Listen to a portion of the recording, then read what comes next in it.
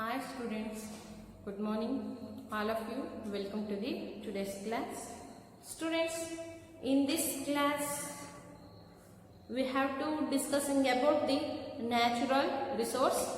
In our previous class we completed up to the wildlife of the DRC region.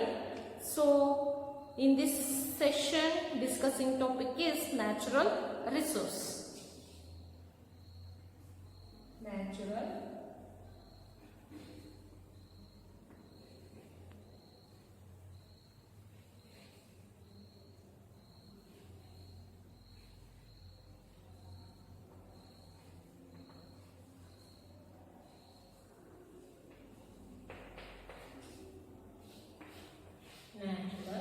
resource. Okay, so students, all of you open your textbook page number 227. Okay, so in the DRC region, so DRC is very rich in minerals, such as cobalt, copper, diamonds, uranium and coal. So ಈ ಒಂದು DRC democratic region of Congo so very rich in minerals ಅಂದ್ರೆ ಈ ಗಣಿಗಾರಿಕೆಯಲ್ಲಿ ಹೆಚ್ಚು ಶ್ರೀಮಂತವಾಗಿರ್ತಕ್ಕಂಥ ಒಂದು ದೇಶ ಅಂತಾನೆ ಹೇಳ್ಬೋದು. So ಯಾವ ಯಾವ ಮಿನರಲ್ಸ್ಗಳು ಈ ಒಂದು ಕಂಟ್ರಿಲಿ ಅವೈಲಬಲ್ ಆಗುತ್ತೆ ಅನ್ನೋದಾದ್ರೆ ಕೋಬಲ್ಟ್, ಕಾಪರ್, ಡೈಮಂಡ್ಸ್, ಯುರೇನಿಯಂ ಅಂಡ್ ಕೋಲ್. Okay, these are all mines are deposited or found in this country. Okay, which are the natural resource? Cobalt,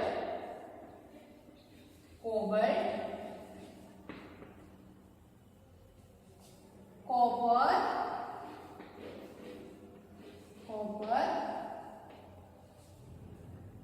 diamonds,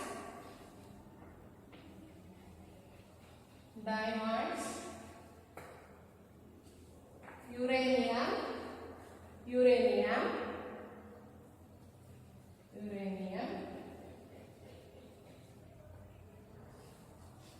and coal. Okay, and coal. ಗೊತ್ತಾಯ್ತಾ? So ಈ ಇಷ್ಟು minings ಗಳು ಕೂಡ ಈ ಒಂದು region ಅಲ್ಲಿ DRC region ಅಲ್ಲಿ ನಮಗೆ ಕಂಡು ಬರುತ್ತೆ. So next, the largest reserve of cobalt in the world. ನಮ್ಮ ಈ ಪ್ರಪಂಚದಲ್ಲೇ ಇಡೀ ವಿಶ್ವದಲ್ಲೇನೆ ಹೆಚ್ಚು ಕೋಬಲ್ಟ್ ಅಂತಕ್ಕಂಥ ಈ ಒಂದು ಮಿನರಲ್ ಕಂಡು ಬರ್ತಕ್ಕಂಥದ್ದು ಈ ಒಂದು DRC ರೀಜನ್ ಅಲ್ಲಿ. ಈ ಕೋಬಲ್ಟ್ ಅಂತಕ್ಕಂಥ ಒಂದು ಮೈನಿಂಗ್ ಏನಿದೆನೋ so it's in the all over the world it's deposited, it's found more in the DRC region. ಈ ಒಂದು DRC ರೀಜನ್ ಅಲ್ಲಿ ಅತಿ ಹೆಚ್ಚು ಕಂಡು ಬರ್ತಕ್ಕಂಥ ಒಂದು ಮಿನರಲ್ ಅಂತ ಹೇಳಿದ್ರೆ, ನ್ಯಾಚುರಲ್ ರಿಸೋರ್ಸ್ ಅಂತ ಹೇಳಿದ್ರೆ, ಮೈನಿಂಗ್ ಅಂತ ಹೇಳಿದ್ರೆ ಅದು ಕೋಬಲ್ಟ್.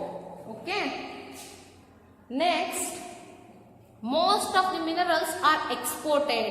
ಈ ಒಂದು ಕಂಟ್ರಿಯಲ್ಲಿ ಮೋಸ್ಟ್ ಆಫ್ ದಿ ಮಿನರಲ್ಸ್ ಅಂದ್ರೆ ಹೆಚ್ಚು ಈ ಒಂದು ಮಿನರಲ್ಸ್ ಅನ್ನ ಹೆಚ್ಚು ಈ ಮೈನಿಂಗ್ಸ್ ಅನ್ನ ಗಣಿಗಾರಿಕೆಗಳನ್ನ ಏನ್ ಮಾಡ್ತಾರೆ, ಎಕ್ಸ್ಪೋರ್ಟ್ ಮಾಡ್ತಾರೆ.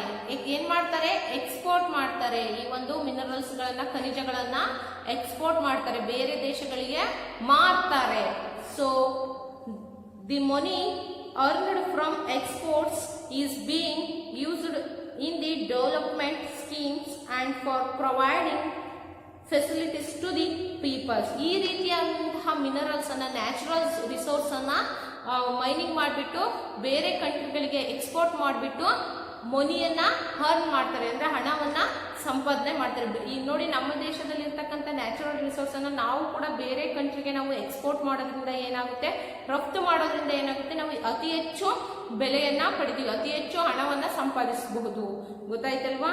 ಸೊ ಈ ರೀತಿ ಅಲ್ಲಿರ್ತಕ್ಕಂಥ ಒಂದು ನ್ಯಾಚುರಲ್ ರಿಸೋರ್ಸ್ ಅನ್ನ ಎಕ್ಸ್ಪೋರ್ಟ್ ಮಾಡಿಬಿಟ್ಟು ಆ ಒಂದು ಕಂಟ್ರಿ ಹೀಗೆ ಅರ್ನ್ ಆಗಿರ್ತಕ್ಕಂಥ ಮನಿಯನ್ನ ಯಾವುದಕ್ಕೋಸ್ಕರ ಉಪಯೋಗಿಸ್ತಾರೆ, for the development of the countries and providing some good facilities to the people of this country. ಆ ಒಂದು ದೇಶದ ಜನರಿಗೆ ಒಳ್ಳೆಯ ಫೆಸಿಲಿಟೀಸ್ ಅನ್ನ ಕೊಡ್ತಾರೆ. ಅದರ ಜೊತೆಗೆ ಆ ಒಂದು ದೇಶದ ಅಭಿವೃದ್ಧಿ ಕಾರ್ಯಗಳಿಗೂ ಕೂಡ ಆ ಒಂದು ನ್ಯಾಚುರಲ್ ರಿಸೋರ್ಸ್ ಅನ್ನ ಎಕ್ಸ್ಪೋರ್ಟ್ ಮಾಡಿದ್ರಿಂದ ಸಂಪಾದನೆ ಮಾಡಿರ್ತಕ್ಕಂಥ ಹಣದಲ್ಲಿ ಆ ಒಂದು ಫೆಸಿಲಿಟೀಸ್ ಅನ್ನ ಪ್ರೊವೈಡ್ ಮಾಡ್ತಾರೆ, ಆ ಒಂದು ಸೌಕರ್ಯಗಳನ್ನ ಒದಗಿಸಿಕೊಡ್ತಾರೆ.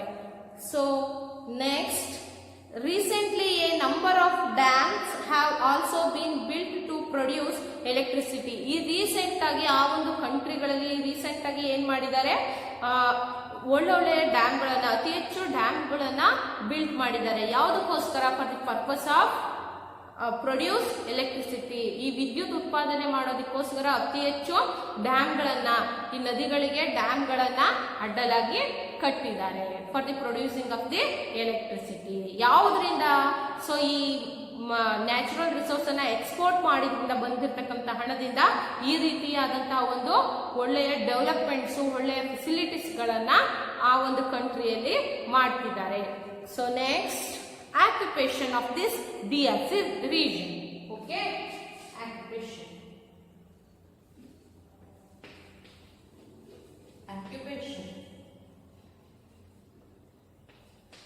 ಸೊ ಈ ಒಂದು DRC region ಅಲ್ಲಿ ಇರ್ತಕ್ಕಂಥ ಆಕ್ಯುಪೇಷನ್ ಯಾವುದು ಅನ್ನೋತ್ತ ನೋಡೋದಾದ್ರೆ, ಸೊ ಅಲ್ಲಿನ ಒಂದು ಮುಖ್ಯ ಕೆಲಸ ಏನು?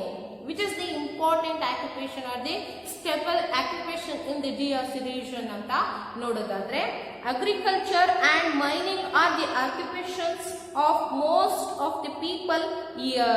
ಈ ಒಂದು ರೀಜನ್ ಅಲ್ಲಿ, ಈ ಒಂದು DRC ರೀಜನ್ ಅಲ್ಲಿ, ಈ ಒಂದು ಈಕ್ವೆಟೋರಿಯಲ್ ರೀಜನ್ ಅಲ್ಲಿ ನೋಡೋದಾದ್ರೆ, the peoples depending upon the agriculture and mining. Okay, ಈ ಗಣಿಗಾರಿಕೆ ಕೆಲಸಗಳು ಮತ್ತೆ ಕೃಷಿ ಚಟುವಟಿಕೆ ಇವೆರಡನ್ನೂ ಕೂಡ agriculture and mining is the main occupation on this region. ಈ ಒಂದು ಪ್ರದೇಶದಲ್ಲಿ ಈ ಕೃಷಿ ಮತ್ತೆ ಈ ಗಣಿಗಾರಿಕೆ ಎರಡು ಮುಖ್ಯ ಉದ್ಯೋಗಗಳು.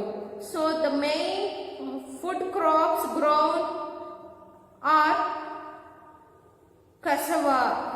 cassava. So cassava means maragens. Okay, cassava. So maize, jola, millet, ragi and vegetables, ತರಕಾರಿಗಳು. ಸೊ ಈ cassava is a root crop. ಈ ಒಂದು ಮರಗೆಣಸು ಅಂತಕ್ಕಂಥದ್ದು ಇದೊಂದು ಬೇರುಗಳನ್ನ ಬಿಟ್ಟು ಭೂಮಿಯ ಒಳಗಡೆ ಬೆಳೀತಕ್ಕಂಥ ಒಂದು ರೂಟ್ ಕ್ರಾಪ್, ಅಂದ್ರೆ ಬೇರುಗಳಿಂದ ಬೆಳೀತಕ್ಕಂಥ ಒಂದು vegetable. So it's flour which is used to make bread is the staple food. So ಈ ಮರಗೆಣಸಿನಿಂದ ಹಿಟ್ಟನ್ನ ಮಾಡಿಬಿಟ್ಟು ಈ ಮರಗೆಣಸಿನ ಹಿಟ್ಟಿಂದ ಬ್ರೆಡ್ ಅನ್ನ ಪ್ರಿಪೇರ್ ಮಾಡ್ತಾರೆ ಆ ಒಂದು DRC ರೀಜನ್ ಅಲ್ಲಿ, ಆ ಒಂದು people's.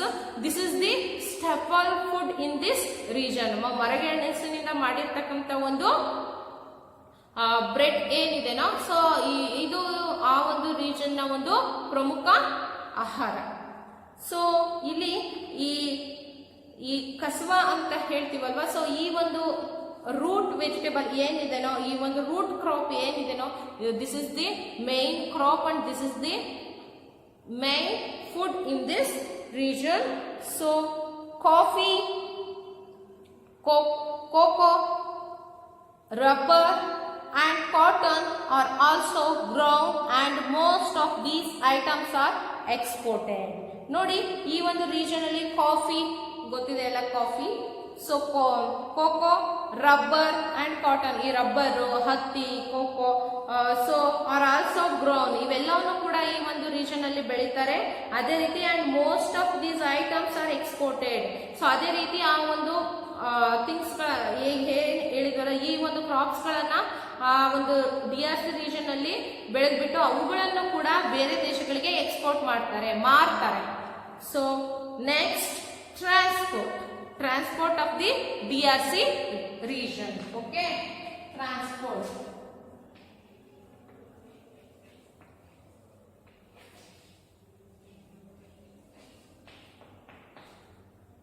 transport.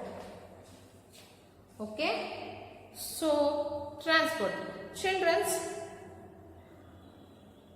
in this region the rail and road connect few cities. The dense forests covering most of the country make it difficult for roads and railway lines to be built.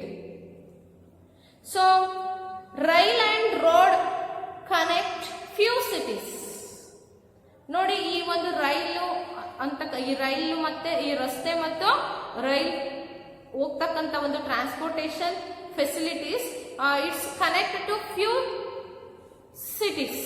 ಅಂದ್ರೆ ಕೆಲವೊಂದು ಸಿಟಿಗಳಿಗೆ ಮಾತ್ರ connect ಆಗಿದೆ. ಈ ರಸ್ತೆ ಮಾರ್ಗ ಮತ್ತೆ ರೈಲು ಮಾರ್ಗ ಅಂತಕ್ಕಂಥದ್ದು ಎರಡರ ಟ್ರಾನ್ಸ್ಪೋರ್ಟೇಷನ್ ಕೆಲವೊಂದು ಸಿಟೀಸ್ಗಳಿಗೆ ಕೆಲವೊಂದು ನಗರಗಳಿಗೆ ಮಾತ್ರ ಅವೈಲಬಿಲಿಟಿ ಇರೋದು. The dense forest covering most of the countries make it difficult for roads and railway lines to be built. ಅಂದ್ರೆ ಈ ದಟ್ಟವಾಗಿರ್ತಕ್ಕಂಥ ಅರಣ್ಯಗಳು ಈ ರಸ್ತೆ ಮತ್ತೆ ರೈಲು ಮಾರ್ಗಗಳನ್ನ ಮಾಡೋದಿಕ್ಕೆ ತುಂಬಾ ಡಿಫಿಕಲ್ಟ್ ಕಂಡೀಷನ್ಸ್ ಇದೆ. ಸೊ ಆದ್ರಿಂದ water transport place A major role in the transportation system. So ಈ ರೀತಿಯಾಗಿ ಇರ್ತಕ್ಕಂಥ ಒಂದು ಡಿಫಿಕಲ್ಟ್ ಕಂಡೀಷನ್ ಇರೋದ್ರಿಂದ, ದಟ್ಟವಾದ ಕಾಡುಗಳು ಇರೋದ್ರಿಂದ ಅಲ್ಲಿ ರಸ್ತೆ ಮಾರ್ಗ ಮತ್ತೆ ಈ ರೈಲು ಮಾರ್ಗಗಳ ಒಂದು ಸಂಪರ್ಕವನ್ನ ಎಲ್ಲಾ ಒಂದು ಪ್ಲೇಸಸ್ಗಳಿಗೆ ಸಿಟಿಗಳಿಗೆ ಪ್ರೊವೈಡ್ ಮಾಡೋದಕ್ಕೆ ಡಿಫಿಕಲ್ಟ್ ಕಂಡೀಷನ್ ಇರೋದ್ರಿಂದ ವಾಟರ್ ಟ್ರಾನ್ಸ್ಪೋರ್ಟೇಷನ್ ಅಂದ್ರೆ ನೀರಿನ ಮೂಲಕ ಸಾರಿಗೆ ಸಂಪರ್ಕವನ್ನ ಮಾಡ್ಕೊಳ್ತಕ್ಕಂಥದ್ದು ಈ ಒಂದು ರೀಜನ್ ಅಲ್ಲಿ ಮೇಜರ್ ಆದಂತ ಒಂದು ಟ್ರಾನ್ಸ್ಪೋರ್ಟೇಷನ್ ಅಂತಾನೆ ಹೇಳ್ಬೋದು. So water transportation is the main transportation system ಅಂತಾನೆ ಹೇಳ್ಬೋದು. So the river Congo and its tributaries serve as waterways for transportation of goods and people. The river Congo ಅಂತ ಈ ಕಾಂಗೋ ರಿವರ್ ಏನಿದೆನೋ and its tributaries, Congo ಅಂತಕ್ಕಂಥ ನದಿ, so ಮತ್ತೆ ಅದರ ಉಪನದಿಗಳು ಏನಿದಾವೋ ಈ ಒಂದು ವಾಟರ್ ಫೆಸಿಲಿಟೀಸ್ ಅನ್ನ ಈ ರಿವರ್ಸ್ ಗಳು ಏನ್ ಮಾಡ್ತಾರೆ, the Congo river and the tributary of this Congo river providing the water ways for the transportation. ಈ ನದಿಗಳ ಮೂಲಕ ಸಾರಿಗೆ ಸಂಪರ್ಕವನ್ನ ಅಂದ್ರೆ ಟ್ರಾನ್ಸ್ಪೋರ್ಟೇಷನ್ ಸಿಸ್ಟಮ್ ಅನ್ನ ಪ್ರೊವೈಡ್ ಮಾಡಲಾಗಿದೆ. So of the goods and people ಅಂದ್ರೆ ಈ ಒಂದು ಗೂಡ್ಸ್ ಗಳನ್ನ ಅಂದ್ರೆ ವಸ್ತುಗಳನ್ನ ಒಂದು ಸ್ಥಳದಿಂದ ಇನ್ನೊಂದು ಸ್ಥಳಕ್ಕೆ ಅಂದ್ರೆ ದ ಗೂಡ್ಸ್ ಟ್ರಾನ್ಸ್ಪೋರ್ಟೇಷನ್ಗೆ, ದ ಪೀಪಲ್ ಟ್ರಾನ್ಸ್ಪೋರ್ಟೇಷನ್ಗೆ ಕೂಡ ಈ ಒಂದು ವಾಟರ್ ವೇಸ್ ಥ್ರೋನೆ ಟ್ರಾನ್ಸ್ಪೋರ್ಟೇಷನ್ ಫೆಸಿಲಿಟಿಯನ್ನ ಪ್ರೊವೈಡ್ ಮಾಡಿದ್ದಾರೆ. So air transport is fast becoming popular.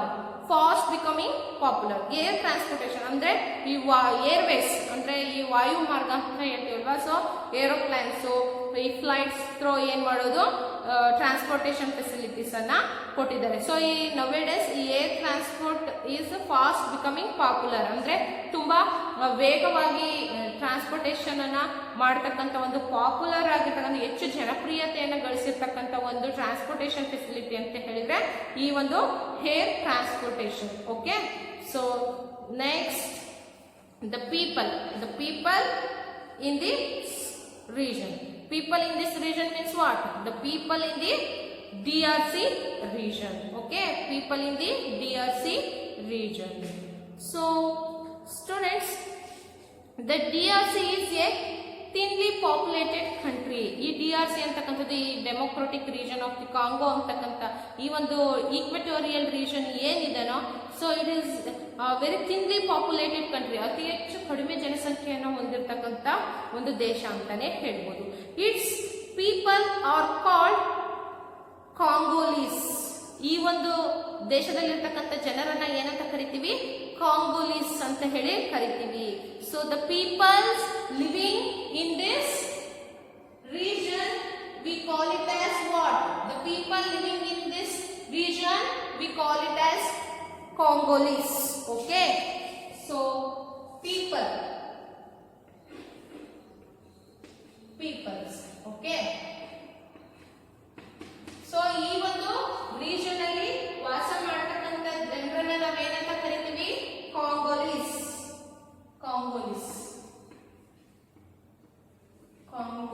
ಅಂತ ಹೇಳಿ ಕರಿತೀವಿ ನಾವು. ಗೊತ್ತಾಯ್ತಲ್ವಾ? So the people living in the DRC region we call it as Congolese ಅಂತ ಹೇಳಿ ಕರಿತೀವಿ, ಅಲ್ಲಿ ವಾಸ ಮಾಡತಕ್ಕಂತ ಜನರನ್ನು. So there are over 200 African ethnic groups of which the majority are Bantus and Pygmies. ಈ ಒಂದು ರೀಜನ್ ಅಲ್ಲಿ, ಈ ಒಂದು DRC ರೀಜನ್ ಅಲ್ಲಿ 200 ಆಫ್ರಿಕನ್ ಎಥ್ನಿಕ್ ಗ್ರೂಪ್ಸ್, ಅಂದ್ರೆ ಈ ಒಂದು ಆಫ್ರಿಕಾದಲ್ಲಿ ವಾಸ ಮಾಡ್ತಕ್ಕಂಥ 200 ಸಾಂಪ್ರದಾಯಿಕ ಜನಾಂಗದ ಜನರನ್ನ ನಾವು ನೋಡಬಹುದು. So of which the majority are Bantus and pygmies. ಈ ಒಂದು ಆಫ್ರಿಕಾ ದೇಶದಲ್ಲಿ ಇರ್ತಕ್ಕಂಥ 200 ಸಾಂಪ್ರದಾಯಿಕ ಜನಾಂಗಗಳಲ್ಲಿ ಮೆಜಾರಿಟಿ ಆಗಿರ್ತಕ್ಕಂಥ 2 ಗ್ರೂಪ್ಸ್, ಒಂದು ಬಂಟಸ್ ಅಂತಕ್ಕಂಥದ್ದು ಅಂಡ್ ಪಿಗ್ಮೀಸ್ ಅಂತಕ್ಕಂಥ 2 groups, ethnic groups of the peoples living in the DRC region. ಗೊತ್ತಾಯ್ತಲ್ವಾ? ಸೊ ಆಫ್ರಿಕಾದಲ್ಲಿ ಇರ್ತಕ್ಕಂಥ 200 ಸಾಂಪ್ರದಾಯಿಕ ಜನಾಂಗಗಳು, ಅಂದ್ರೆ ಸಾಂಪ್ರದಾಯಿಕ ಬುಡಕಟ್ಟು ಜನಾಂಗದಲ್ಲಿ ಮೆಜಾರಿಟಿಯಾಗಿ 2 ಸಾಂಪ್ರದಾಯಿಕ ಜನಾಂಗದವರು ಈ ಒಂದು ಕಾಂಗೋ ರೀಜನ್ ಅಲ್ಲಿ ಕಂಡು ಬರ್ತಾರೆ. ಅದರಲ್ಲಿ ಯಾವುದು ಆ ಒಂದು ಎಥ್ನಿಕ್ ಗ್ರೂಪ್ ಅಂತ ಹೇಳಿದ್ರೆ ಒಂದು ಬಂಟಸ್, ಇನ್ನೊಂದು pygmies. Okay, underline this point. Okay, Bantus and pygmies. Okay, so the ethnic groups, the majority of the peoples ಯಾರ್ಯಾರು ಕಂಡು ಬರೋದಿಲ್ಲಿ? Bantus and pygmies. So pygmies. So these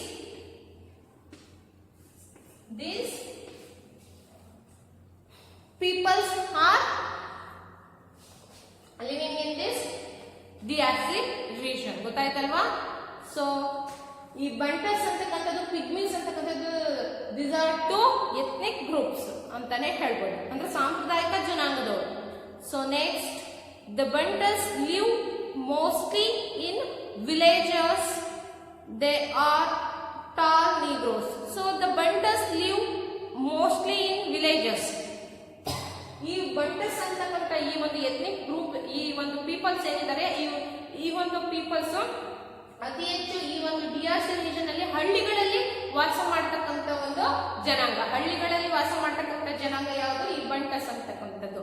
so next, they are tall negroes. ಈ ಒಂದು ಬಂಟಸ್ ಅಂತಕ್ಕಂಥ ಈ ಒಂದು group people's ಏನ್ ಮಾಡಿದ್ದಾರೆ, ಏನು ಹಳ್ಳಿಯಲ್ಲಿ ವಾಸ ಮಾಡ್ತಕ್ಕಂಥ ಒಂದು ಜನಾಂಗ. ಅದೇ ರೀತಿ they are tall negroes and curly age. ಅತಿ ಎತ್ತರವಾಗಿರ್ತಕ್ಕಂಥ ನೀಗ್ರೋಸ್ ಅಂದ್ರೆ ಗೊತ್ತಿದೆ ಅಲ್ವಾ? ಸೊ ಬ್ಲಾಕ್, ಫುಲ್ ಕಪ್ಪಾಗಿರ್ತಾರೆ. ಸೊ ನಿಮ್ಮ ಟೆಕ್ಸ್ಟ್ ಬುಕ್ ಅಲ್ಲಿ ಕೊಟ್ಟಿದ್ದಾರೆ ನೋಡಿ. So is also negro. Okay, so ಈ ರೀತಿ ಕಪ್ಪಾಗಿ, ಫುಲ್ ಕಪ್ಪಾಗಿ ಇರ್ತಾರಲ್ವಾ? ಸೊ ಅವರನ್ನ ನಾವ್ ಏನಂತ ಕರಿತೀವಿ? ನೀಗ್ರೋಸ್ ಅಂತ ಹೇಳಿ ಕರಿತೀವಿ. ಸೊ ಆಫ್ರಿಕಾದಲ್ಲಿ ಎಲ್ಲಾದ್ರೂ ಕೂಡ ನೀಗ್ರೋಸ್, ಗೊತ್ತಾಯ್ತಲ್ವಾ? ಸೊ ಈ ರೀತಿಯಾಗಿರ್ತಕ್ಕಂಥ ಒಂದು ಅತಿ ಹೆಚ್ಚು ಎತ್ತರವಾಗಿರ್ತಕ್ಕಂಥ ಒಂದು ಪರ್ಸನಾಲಿಟಿ ಹೊಂದಿರ್ತಾರೆ. ಫುಲ್ ಬ್ಲಾಕ್ ಅಂದ್ರೆ ಕಪ್ಪು ಬಣ್ಣದವರಾಗಿರ್ತಾರೆ. ಅವರನ್ನ ನಾವು ನೀಗ್ರೋಸ್ ಅಂತ ಹೇಳಿ ಕರಿತೀವಿ. ವಿತ್ ಕರ್ಲಿ ಹೇರ್ ಅಂದ್ರೆ ಫುಲ್ ಗುಂಗುರು ಕೂದಲು ಇರುತ್ತೆ. So next, they follow traditional life styles. ಈ ಒಂದು ಪೀಪಲ್ಸ್ ಯಾರು? ಈ ಬಂಟಸ್ ಅಂತಕ್ಕಂಥ ಪೀಪಲ್, ಈ DRC ರೀಜನ್ ಅಲ್ಲಿ ಇರ್ತಕ್ಕಂಥ ಈ ಬಂಟಸ್ ಅಂತಕ್ಕಂಥ ಪೀಪಲ್ಸ್ ಏನ್ ಮಾಡ್ತಾರೆ? ಟ್ರೆಡಿಷನಲ್ ಲೈಫ್ ಸ್ಟೈಲ್, ಸಾಂಪ್ರದಾಯಿಕ ಜೀವನ ಶೈಲಿಯನ್ನ ನಡೆಸ್ತಾ ಇರ್ತಾರೆ. ಸೊ ಅವರ ಲೈಫ್ ಸ್ಟೈಲ್ ತುಂಬಾ ಟ್ರೆಡಿಷನಲ್ ಆಗಿರುತ್ತೆ. So they enjoy music and dance. ಅವರಿಗೆ ಆ ಒಂದು ಈ ಒಂದು ಬಂಟಸ್ ಅಂತಕ್ಕಂಥ ಈ ಒಂದು ಪೀಪಲ್ಸ್ಗೆ ಏನು, they very much interest in music and dance. ಅವರು ಈ ನೃತ್ಯ ಮತ್ತೆ ಸಂಗೀತದಲ್ಲಿ ಹೆಚ್ಚು ಆಸಕ್ತಿಯನ್ನು ಹೊಂದಿರ್ತಾರೆ. ಅದನ್ನ ಹೆಚ್ಚು ಮನೋರಂಜನೆಗಾಗಿ ಬಳಸ್ತಾರೆ. So agriculture and mining are their main occupations. ಈ ಬಂಟಸ್ ಅಂತಕ್ಕಂಥ ಪೀಪಲ್ಸ್ ಏನಿದಾರೋ, ಸೊ ಈ ಒಂದು ಗ್ರೂಪ್, ಈ ಒಂದು ಟ್ರೆಡಿಷನಲ್ ಗ್ರೂಪ್ ಆಫ್ ಪೀಪಲ್ಸ್ ನ ಮೇನ್ ಆಕ್ಯುಪೇಷನ್ ಯಾವುದು? Agriculture and mining. ಓಕೆ, ಇವರು ವೃತ್ತಿನೂ ಕೂಡ ಮೇನ್ ಆಕ್ಯುಪೇಷನ್, ಇವರ ಒಂದು ಕೆಲಸನೂ ಕೂಡ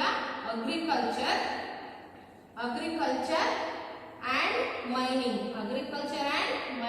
okay, agriculture and mining.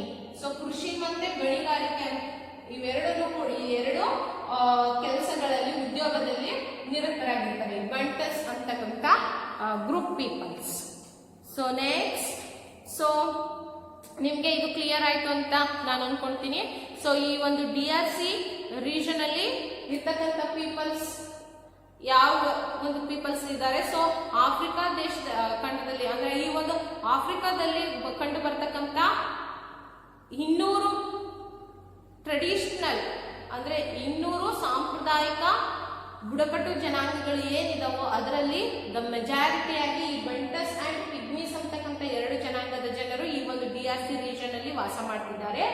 So ಈ ಬಂಟಸ್ ಅಂತಕ್ಕಂಥ ಜನರ main occupation agriculture and mining. ಅವರು ಈ ಒಂದು ಗಣಿಗಾರಿಕೆ ಮತ್ತೆ ಕೃಷಿ ಚಟುವಟಿಕೆಗಳಲ್ಲಿ ಅವರ ಒಂದು ಮುಖ್ಯ ವೃತ್ತಿಯಾಗಿರುತ್ತೆ. ಅವರು ಸಂಗೀತ ಮತ್ತೆ ನೃತ್ಯದಲ್ಲಿ ಹೆಚ್ಚು ಆಸಕ್ತಿಯನ್ನ ಹೊಂದಿರ್ತಾರೆ. ಇವರ ಪರ್ಸನಾಲಿಟಿ ಹೇಗಿರುತ್ತೆ ಅಂದ್ರೆ ತುಂಬಾ ಎತ್ತರವಾಗಿರ್ತಾರೆ, ತುಂಬಾ ಕಪ್ಪು ಬಣ್ಣದವರಾಗಿ ಇರ್ತಾರೆ. ಸೊ ಮತ್ತೆ ಗುಂಗುರು ಕೂದಲು ಇರುತ್ತೆ.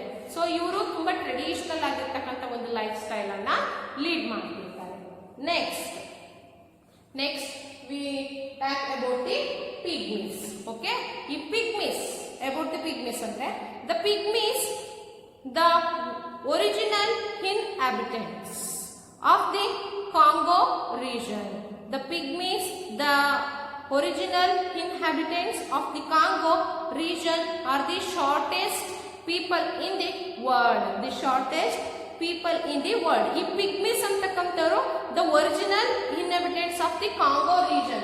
ಈ ಒಂದು ಕಾಂಗೋ ರೀಜನ್ ಏನಿದೆನೋ ಈ DRC ರೀಜನ್ ನ ಒಂದು ಇನ್ಹ್ಯಾಬಿಟೆಂಟ್ ಆ ಒಂದು ಕಾಂಗೋದಲ್ಲಿ ವಾಸಿಸ್ತಕ್ಕಂಥ ನಿವಾಸಿಗಳು ಇವರು. ಓಕೆ, ಆ ಕಾಂಗೋ ದೇಶದ ಒಂದು ನಿವಾಸಿಗಳು ಯಾರು? ದ ಮೇನ್ ಇನ್ಹ್ಯಾಬಿಟೆಂಟ್ಸ್ ಅಂದ್ರೆ ಪಿಗ್ಮೀಸ್. ಈ ಪಿಗ್ಮೀಸ್ ಅವರು ಆ ಕಂಟ್ರಿ ಅವರೇ, ಆ ದೇಶದಲ್ಲಿ ನಾವು ಇಂಡಿಯನ್ಸ್ ಅಂತ ಹೇಳಿ ನಾವು ಈ ದೇಶದಲ್ಲಿ ವಾಸ ಮಾಡ್ತಕ್ಕಂಥವ್ರೆ ಅಲ್ವಾ ಈ ಒಂದು ರೀಜನ್ ಅಲ್ಲಿ.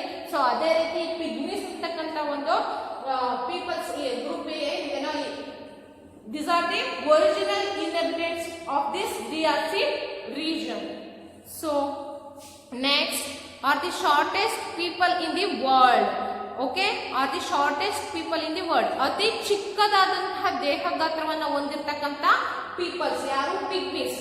ಇಲ್ಲಿ ಏನಿದೆ ಈ ಬಂಟಸ್ ಅಂತಕ್ಕಂಥದ್ದು ಯಾವ ರೀತಿ ಇದೆ? ಅತಿ ಹೆಚ್ಚು ಎತ್ತರವಾಗಿದ್ದಾರೆ ಅಂತ ಹೇಳಿದ್ರು. ಸೊ ಈ ಪಿಗ್ಮೀಸ್ ಯಾವ ರೀತಿ ಇದ್ದಾರೆ? ಅತಿ ಹೆಚ್ಚು ಕುಳ್ಳವಾಗಿ ಅಂದ್ರೆ ಕುಬ್ಜತೆ ಅಂದ್ರೆ ಫುಲ್ ಚಿಕ್ಕದಾದಂತಹ ಒಂದು ದೇಹ ಗಾತ್ರವನ್ನು ಹೊಂದಿರತಕ್ಕಂಥವ್ರು pygmies. So next measuring less than 150 centimeter in height. ಈ 150 ಸೆಂಟಿಮೀಟರ್ ಹೈಟ್ ಅನ್ನ ಹೊಂದಿರತಕ್ಕಂಥವ್ರು ಅಷ್ಟೇ, ತುಂಬಾ ಚಿಕ್ಕದಾಗಿರ್ತಕ್ಕಂಥ ಒಂದು ಎತ್ತರ ಮಟ್ಟ. So next they live in huts made of palm leaves and bamboos and move about in search of food. So ಈ ಒಂದು people's ಈ ಬಿದಿರುಗಳಿಂದ ಎಲೆಗಳಿಂದ ಮಾಡಿರ್ತಕ್ಕಂಥ ಗುಡಿಸಲುಗಳಲ್ಲಿ ವಾಸವನ್ನ ಮಾಡ್ತಾರೆ. So they move for one place to another place for searching food. ಆಹಾರವನ್ನು ಹುಡ್ಕೋದಕ್ಕೆ ಒಂದು ಸ್ಥಳದಿಂದ ಇನ್ನೊಂದು ಸ್ಥಳಕ್ಕೆ ಏನ್ ಮಾಡ್ತಾರೆ? ಅಂದ್ರೆ ವಲಸೆ ಹೋಗ್ತಾ ಇರ್ತಾರೆ. So next they still lead A primitive life.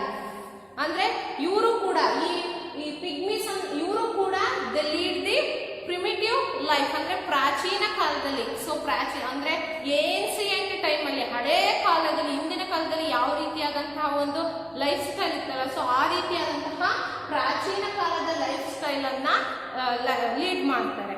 So next they hardly wear any clothes. So ಇವರು ಹೆಚ್ಚು ಬಟ್ಟೆಗಳನ್ನ ಧರಿಸೋದಿಲ್ಲ. ಸೊ ಬಟ್ಟೆಗಳನ್ನ ಹಾಕೊಳ್ಳೋದಿಲ್ಲ. They hunt for food with bows and arrows. So ಈ ಒಂದು ಪಿಗ್ಮೀಸ್ ಜನಾಂಗದವರು ಬಟ್ಟೆಗಳನ್ನ ಧರಿಸೋದಿಲ್ಲ. ಅದೇ ರೀತಿ ಈ ಒಂದು ಆಹಾರವನ್ನ ಹುಡ್ಕೋದಕ್ಕೆ ಒಂದ್ ಪ್ಲೇಸ್ ಇಂದ ಇನ್ನೊಂದು ಪ್ಲೇಸ್ಗೆ ಹೋಗ್ತಾ ಇರ್ತಾರೆ. ಸೊ ಅದೇ ರೀತಿ ಈ ಒಂದು ಹಂಟ್ ಅಂದ್ರೆ ಆಹಾರಕ್ಕೋಸ್ಕರ ಏನ್ ಮಾಡ್ತಾರೆ? ಪ್ರಾಣಿಗಳನ್ನ ಬೇಟೆ ಆಡ್ತಾರೆ. ಹಂಟ್ ಅಂದ್ರೆ ಏನು? ಬೇಟೆ ಆಡೋದಲ್ವಾ? ಯಾವ್ದ್ರಿಂದ? ಬೋಸ್ ಅಂಡ್ ಹ್ಯಾರೋಸ್. ಈ ಬಿಲ್ಲು ಬಾಣಗಳಿಂದ ಏನ್ ಮಾಡ್ತಾರೆ? ಪ್ರಾಣಿಗಳನ್ನ ಬೇಟೆ ಆಡ್ತಾರೆ.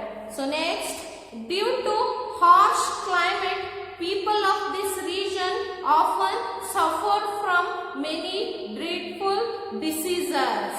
ನೋಡಿ, ಡ್ಯೂ ಟು ಹಾರ್ಶ್ ಕ್ಲೈಮೇಟ್, ಈ ಒಂದು DRC ರೀಜನ್ ಅಲ್ಲಿ, ಈ ಒಂದು ಈಕ್ವೆಟೋರಿಯಲ್ ರೀಜನ್ ಅಲ್ಲಿ ತುಂಬಾ ಹಾರ್ಶ್ ಆಗಿರ್ತಕ್ಕಂಥ, ಕಠಿಣವಾಗಿರ್ತಕ್ಕಂಥ ಕ್ಲೈಮೇಟ್, ತುಂಬಾ ಡಿಫಿಕಲ್ಟ್ ವೆದರ್ ಕಂಡೀಷನ್ ಇರೋದ್ರಿಂದ ಏನಾಗುತ್ತೆ, people of this region of suffer from many dreadful, ತುಂಬಾ ತೀವ್ರವಾಗಿರ್ತಕ್ಕಂಥ ಕಠಿಣವಾಗಿರ್ತಕ್ಕಂಥ ಅಂದ್ರೆ ತುಂಬಾ ರೂಢ ಆಗಿರ್ತಕ್ಕಂಥ ಘೋರವಾಗಿರ್ತಕ್ಕಂಥ ಕಾಯಿಲೆಗಳಿಂದ ಬಳಲುತ್ತಾರೆ ಅಲ್ಲಿರ್ತಕ್ಕಂಥ ಜನರು. ಸೊ ಯಾವ ರೀತಿಯಾದಂಥ ಕಾಯಿಲೆಗಳು, like sleeping sickness caused by the tsetse flies. ನೋಡಿ, ಈ ನಿದ್ದೆ ಕಾಯಿಲೆಗೆ ಸಂಬಂಧಪಟ್ಟಿದ್ದು ಈ ನಾನು ಟೆಟ್ಸಿ ಫ್ಲೈಸ್ ಅಂತಕ್ಕಂಥ ಈ ಒಂದು ಇನ್ಸೆಕ್ಟ್, ಈ ಸೊಳ್ಳೆ ತರ ಇರ್ತಕ್ಕಂಥ ನೊಣ ಟೈಪ್ ನೋಡಿದ್ರಲ್ವಾ, ಸೊ ಆ ಒಂದು ಇನ್ಸೆಕ್ಟ್ ಕಚ್ಚೋದ್ರಿಂದ ಏನಾಗುತ್ತೆ, it's caused for the sleeping diseases, ಈ ನಿದ್ದೆ ಕಾಯಿಲೆಗೆ ಸಂಬಂಧಪಟ್ಟಂತಹ ಒಂದು ರೋಗಗಳು ಬರುತ್ತೆ ಈ ಟೆಟ್ಸಿ ಅಂತಕ್ಕಂಥ ಈ ಒಂದು ಕೀಟ ಕಚ್ಚೋದ್ರಿಂದ. So and next malaria, so malaria ಬರುತ್ತೆ. ಅಂಡ್ ಯೆಲ್ಲೋ ಫೀವರ್, ಹಳದಿ ಜ್ವರ. So next small pox and cholera. ಈ ಕಾಲರಾ ಅಂತಕ್ಕಂಥ ಗೊತ್ತಿದೆ ಅಲ್ವಾ, ಸೊ ಕಾಲರಾ ಅವತ್ತಿನ ಕಾಲದಲ್ಲಿ, ಹಿಂದಿನ ಕಾಲದಲ್ಲಿ ಅತಿ ಹೆಚ್ಚು ಸಫರ್ ಮಾಡ್ತಾ ಇದ್ರು ಪೀಪಲ್ಸ್, ಈ ಪ್ಲೇಗು, ಕಾಲರಾ, ಮಲೇರಿಯಾ ಇದಕ್ಕೆ ಸಂಬಂಧಪಟ್ಟಾಗೆ. So yellow fever, cholera, small pox ಅಂದ್ರೆ ಸಿಡುಬು, ಸೊ ಅಂಡ್ ಟೈಫಾಯ್ಡ್. ಸೊ ಈ ತರದ ಒಂದು ಡಿಸೀಸಸ್ ಇಂದ ಈ ಒಂದು ಪಿಗ್ಮಿಸ್ ಅಂತಕ್ಕಂಥ ಈ ಒಂದು DRC ರೀಜನ್ ಅಲ್ಲಿ ವಾಸ ಮಾಡ್ತಕ್ಕಂಥ ಪೀಪಲ್ಸ್ ಸಫರ್ ಮಾಡ್ತಾರೆ. ಸೊ ಗೊತ್ತಾಯ್ತಲ್ವಾ. ಸೊ ಯಾಕೆ ಅಂದ್ರೆ ಅಲ್ಲಿರ್ತಕ್ಕಂಥ ಒಂದು ಕ್ಲೈಮೇಟ್ ಕಂಡೀಷನ್ ಆ ರೀತಿ ಇರುತ್ತೆ. ಯಾವ ಯಾವ ಯಾವ ಡಿಸೀಸಸ್ ಇಂದ ಆ ರೀಜನ್ ಅಲ್ಲಿ ಇರ್ತಕ್ಕಂಥ ಪೀಪಲ್ ಸಫರ್ ಮಾಡ್ತಾರೆ, like sleeping sickness and malaria, yellow fever, cholera, small pox and typhoid. Underline these diseases names. Okay, so next there are about 242 languages spoken in the DRC. ನೋಡಿ, ಈ ಒಂದು democratic region of Congo, ಈ ಒಂದು region ಅಲ್ಲಿ ವಾಸ ಮಾಡ್ತಕ್ಕಂಥ ಜನರು ಎಷ್ಟು ಲ್ಯಾಂಗ್ವೇಜ್ ಅನ್ನ ಮಾತಾಡ್ತಾರೆ ಅಂದ್ರೆ 242 ಭಾಷೆಗಳನ್ನ ಮಾತಾಡ್ತಾರೆ. So out of these only Kikongo, Lingala, Tshiluba, Swahili have the status of national languages. French is the official language. So ಈ ಒಂದು DRC ರೀಜನ್ ಅಲ್ಲಿ ಕಿಕೊಂಗೋ ಅಂತಕ್ಕಂಥ ಲ್ಯಾಂಗ್ವೇಜು ಅಂಡ್ ಲಿಂಗಾಲ ಅಂತಕ್ಕಂಥ ಲ್ಯಾಂಗ್ವೇಜು, ಸೊ ತಿಲುಬಾ ಅಂತಕ್ಕಂತಹ ಲ್ಯಾಂಗ್ವೇಜು ಅಂಡ್ ಸ್ವಾಹಿಲಿ ಅಂತಕ್ಕಂಥ ಈ ಒಂದು ಡಿಫ್ರೆಂಟ್ ಕೈಂಡ್ಸ್ ಆಫ್ ಲ್ಯಾಂಗ್ವೇಜಸ್ ಅನ್ನ ಮಾತಾಡ್ತಾರೆ. ಅದರ ಜೊತೆ French is the official language. So ಈ ಫ್ರೆಂಚ್ ಭಾಷೆಯನ್ನ ಅಧಿಕೃತ ಭಾಷೆಯಾಗಿ ಮಾತಾಡ್ತಾರೆ. ಗೊತ್ತಾಯ್ತಲ್ವಾ. ಸೊ ಇವಿಷ್ಟು ಲ್ಯಾಂಗ್ವೇಜ್ ಅನ್ನ, ಈ 242 ಭಾಷೆಗಳನ್ನ ಬಳಸ್ತಾರೆ. ಅದರ ಜೊತೆಗೆ ಈ ಕಿಕಾಂಗೋ, ಲಿಂಗಾಲ, ಕಿಲುಬಾ ಅಂಡ್ ಸ್ವಾಹಿಲಿ ಅಂತಕ್ಕಂಥ ಲ್ಯಾಂಗ್ವೇಜಸ್ ಅನ್ನು ಮಾತಾಡ್ತಾರೆ. This are the status of the national languages and the French is the official language of this DRC region. ಅಂದ್ರೆ ಫ್ರೆಂಚ್ ಭಾಷೆಯನ್ನ ಅಧಿಕೃತ ಭಾಷೆಯಾಗಿ ಈ ಒಂದು DRC region ಅಲ್ಲಿ ಬಳಸ್ತಾರೆ. So these are all information related to the equator region of the Congo and DRC, Democratic Region of the Congo. So all of you understand well in your home and read well in your home. Okay, so thank you students.